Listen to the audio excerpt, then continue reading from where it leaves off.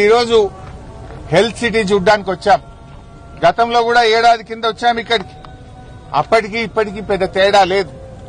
నిజంగా బీఆర్ఎస్ అధికారంలో ఉంటే 2024 దసరాకు అన్ని వసతులతో పూర్తి స్థాయిలో సూపర్ స్పెషాలిటీ ఇనాగరేషన్ అయిపోయి ఉండేది.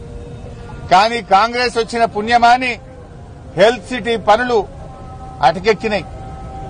రేవంత్ రెడ్డి గారి ధ్యాసంతా ఫ్యూచర్ సిటీ.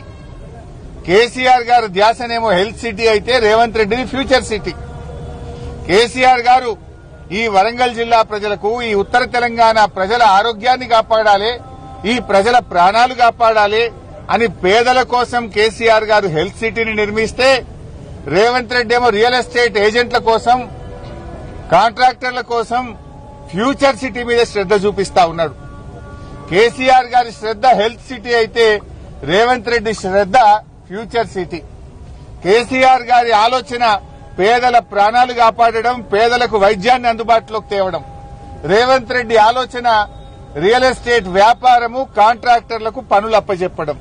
ఇది కేసీఆర్ గారికి రేవంత్ రెడ్డికి ఉన్న తేడా. నిజంగా ఆ హెల్త్ సిటీ మీద పెట్టిన,